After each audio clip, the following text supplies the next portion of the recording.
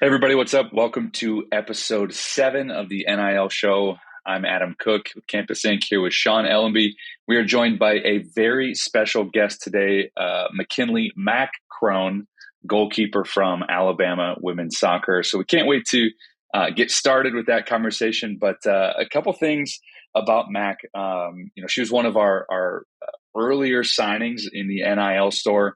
We were really excited because of just her tenure in the sport, what she's been able to do for women's soccer, for goalkeepers in particular. She has quite a very successful career resume that spans all the way back to district champions, all metro teams in high school, spent some time at Oklahoma, spent some time, obviously, in Alabama. She's spent some time at training camps with the pros.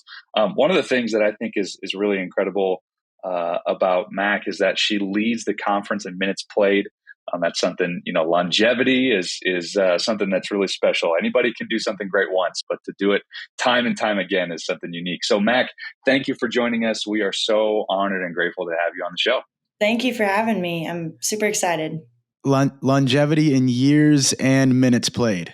Yes. So, Right. Fun fact, at the end of this year, hopefully, I will hold the record for most minutes played collegiately in women's soccer. No way.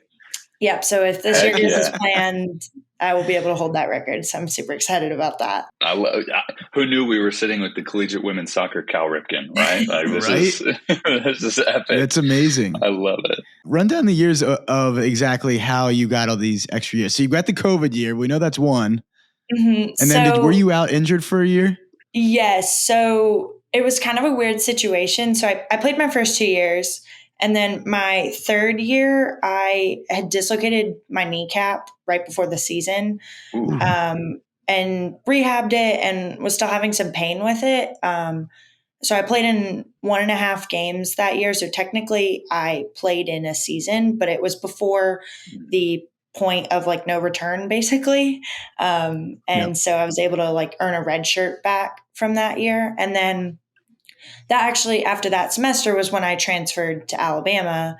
And then a month and a half later, COVID hit. So, yeah.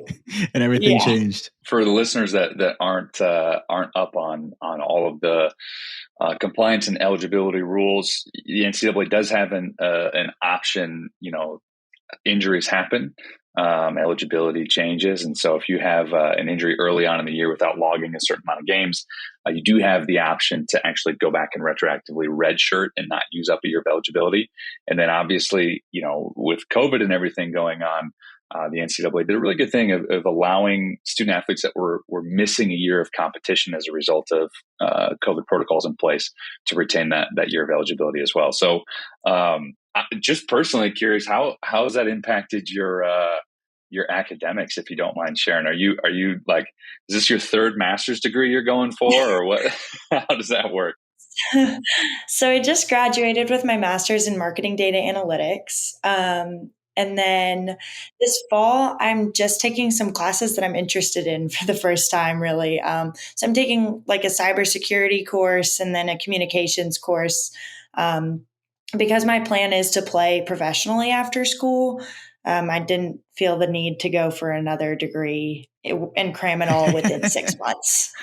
You have such a wide range of experiences, and in our conversations with you, via text, one of the things that has always struck me about you is the way that you kind of approach your perspective to things. You have a very wise and kind of measured approach. And I think what you just said right there is a perfect example of that. You got a master's degree in marketing. And then as you go into, hey, what are some fun classes I can take? I'm sure you chose some cybersecurity, just thinking about where the future of the world is going, right? This has got to be a good thing to be familiar with. You just launched, or we recently just closed your first launch. Tell us a little bit about what that merch was about and how that came to be. Yeah. So for me, before I kind of decided on any NIL pieces for me, ultimately, like giving back to the game that developed me into who I am today was more important than any money that I could be making off of this. And so I knew I wanted to make an impact with whatever I was going to be doing, and just help change the future and be a positive role model for future soccer players and just young athletes in general. And so for me, this shirt kind of tied in with a lot of the unequal pay and the unequal amounts of viewers that they're currently also seeing in women's soccer. And so this was kind of like taking my position and combining it with the maybe some of the off the field things that I'm really passionate about, and it in a simple and fun way. And I like puns a lot, so I thought it was a cute way to kind of throw all those together. I remember when you sent that over. So your shirt says "keep" and then it has her in Yeah, I actually have it parentheses, on. almost like "keep her." Oh, there you go. Yeah, Oh, perfect. yeah. Heck yeah. That's that marketing degree coming through. That's right. I remember when you sent that over, I was like, that is awesome. That's so good. Did it just pop into your head? Was it something you had thought about for a long time? Where'd that come from?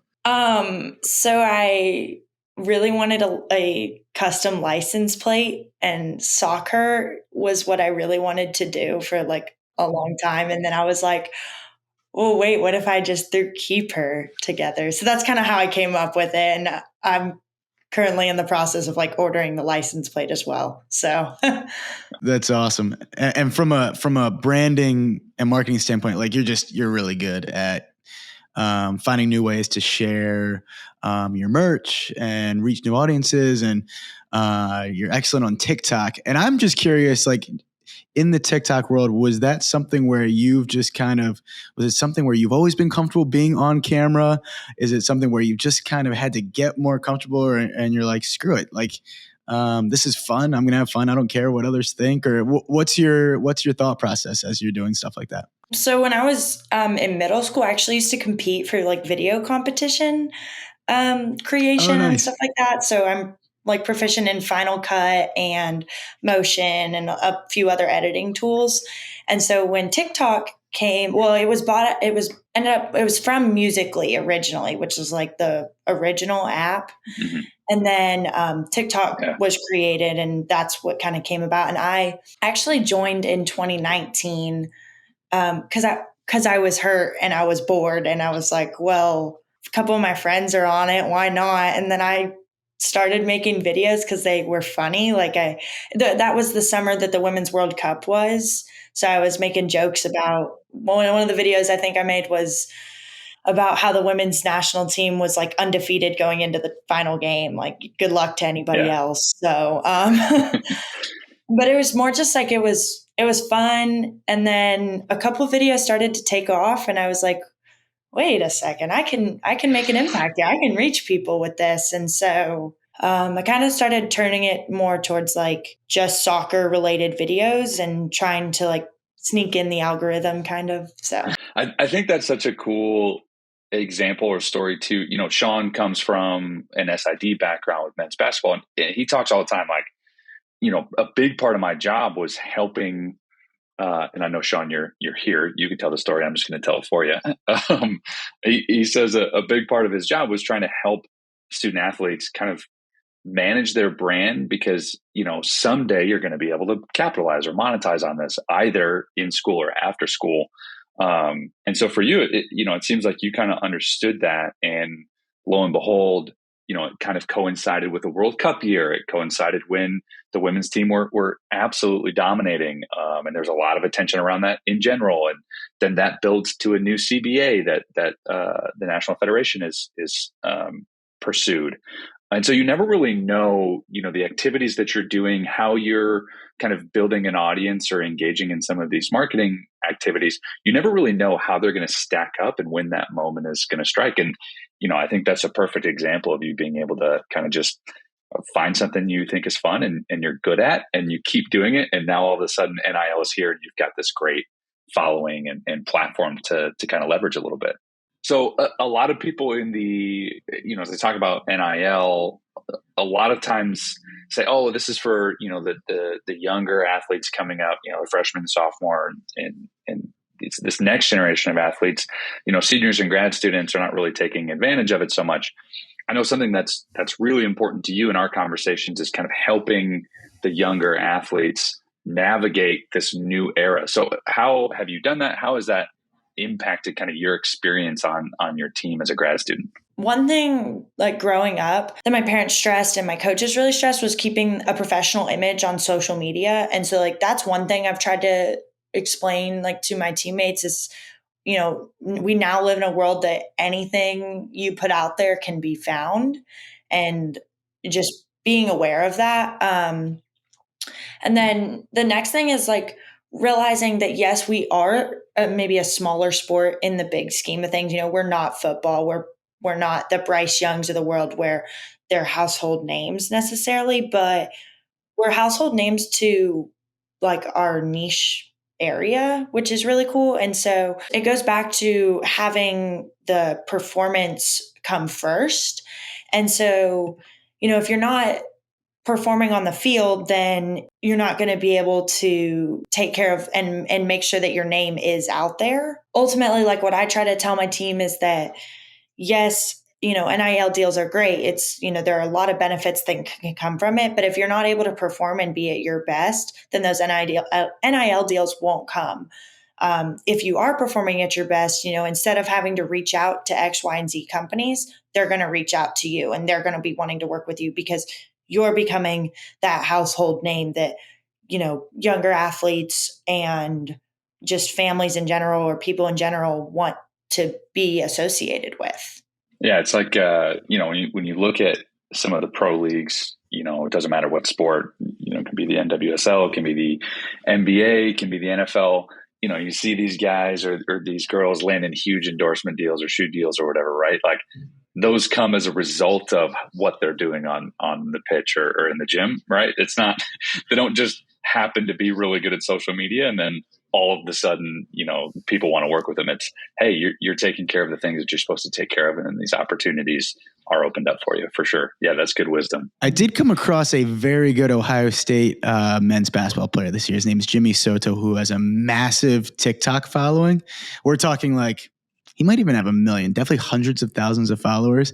And he didn't really play all that much, but he has a lot of endorsement deals. So it is possible. You just have to have a very, very big brand. But in general, it's a combination of both, right? And I think for some of the bigger sports, football, basketball, baseball, there's a little more like wiggle room in those areas because they grow up like for example, Bryce Young had his first NIL deal before he threw a football at Alabama, but he grew up being a 5-star recruit. Like people knew his name being recruited. Like in some of the smaller sports like soccer, we don't grow up with like being a national name unless you're Trinity Rodman, So one other thing that's interesting, we've talked about this with a couple of guests before as well, of like that's just kind of the market, right? I mean, it's one thing to be able to say, oh, well, I want that same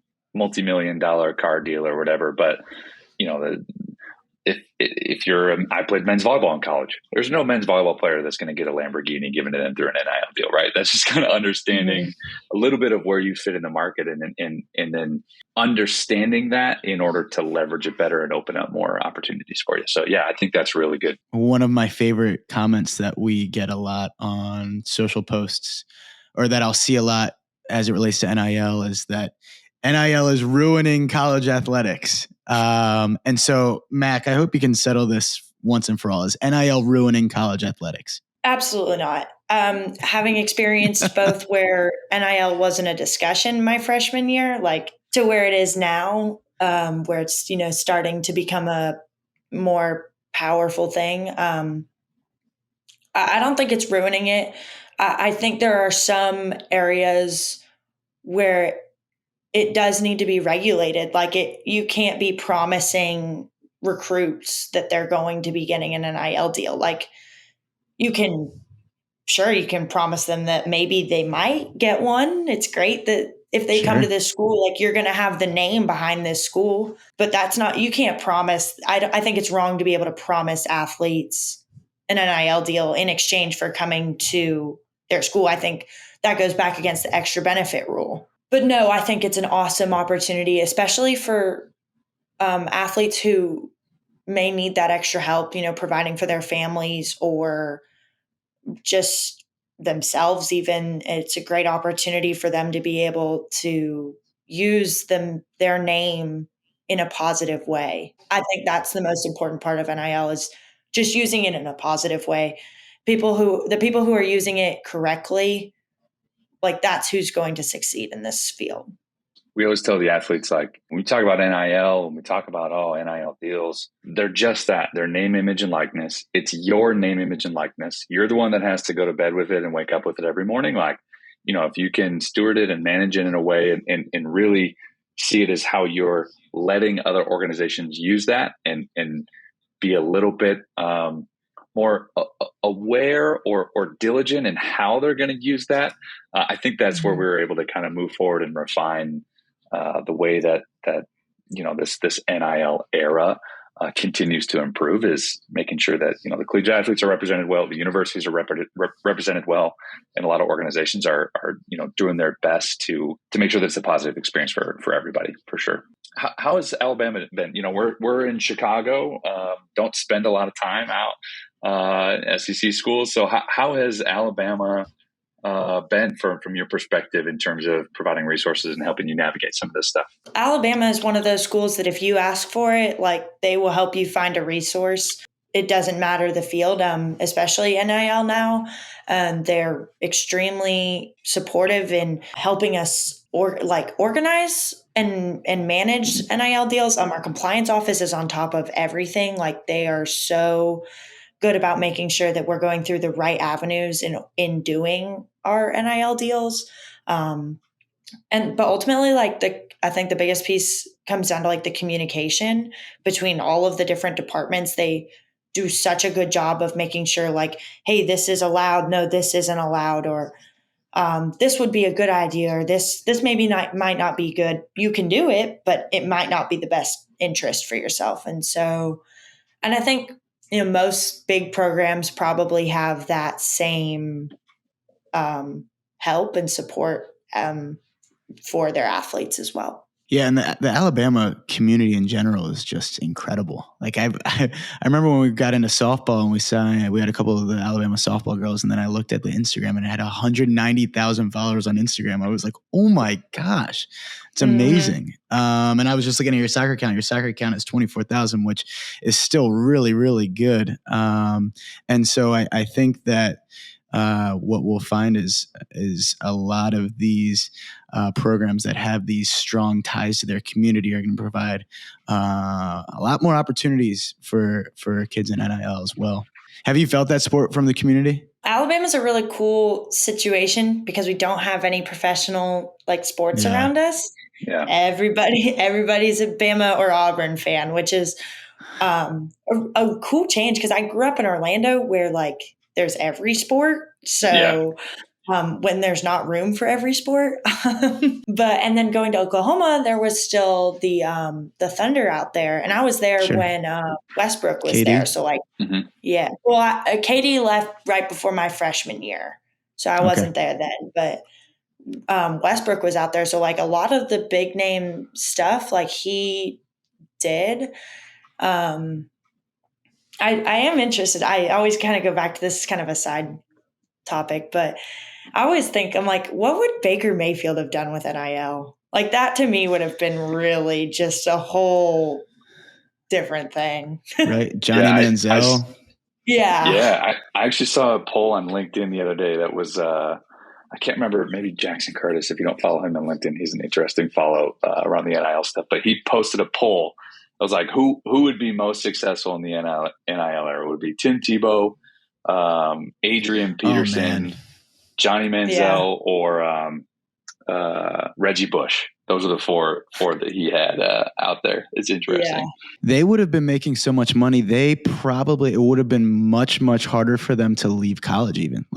Do I just stay Oh, in? I I agree. love college. I'm having a great time. I'm making a ton of money. I don't know. I mean, we're going to see that with a lot of, I think, football players and basketball players who are at the top, Mhm. I don't know, earning amounts where it's like, maybe I should consider staying. I don't know. Well, I think it's interesting too, thinking about those eras and just your experience, Mac, of like, now that social media is out there and you're able to leverage and connect to your fans a lot more, that's a big piece of it. Like you mentioned, just kind of spinning up TikTok organically and then the stuff that you're doing with the keeper stuff. It's such a direct connection to that community of fans. I think that's really neat that you're able to do that, especially in a market at Alabama, like you said, where there aren't a lot of pro teams, or any pro teams really out there. Kind of all the attention is on you guys. That actually brings me to my next question. Speaking of pro teams, you have plans after college to go pro. That's the goal. I know you've been training with the Pride for a little bit. Talk to us a little bit about some of that experience. This summer, I was given the opportunity to train with the Orlando Pride. It's just an incredible opportunity to be able to be in there with some of the best players in the country. It's kind of cool because I am a little older in college. A lot of the girls on the team are actually my age, Nice. so Yeah. I get along with them really well. But I'm grateful for the opportunity for not just the exposure to be with the team, but also to learn from them. Erin McLeod is the starting goalkeeper for them, and I'm really able to take in a lot from her. She's so welcoming, in training, which has made the training just even that much more better.